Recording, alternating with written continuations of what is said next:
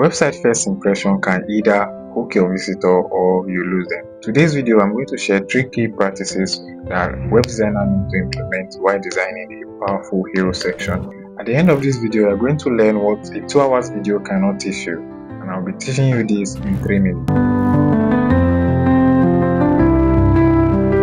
The website hero section must have a core proposition telling your visitors what you do and how it benefits them. You have to create a strong visual hierarchy using a bold headline and then a smaller subtext and then a clear call to action on your hero section. So take a good look at this. This is a perfect example of you creating a strong visual hierarchy. On your hero section, to make it more interactive, you have to include images or a short background video about what you do at the background, and this should complement, not to overpower your message. This is the part that you cannot skip.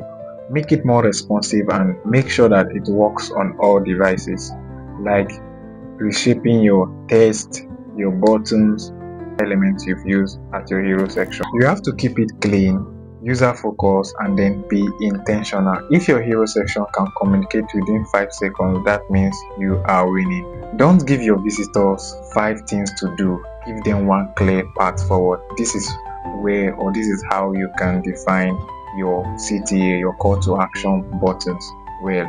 Place them in a place that is very strategic enough for the user to click. So if you find this video helpful, don't forget to click the subscription button in order for you to stay updated, and I will see you in the next one. Peace.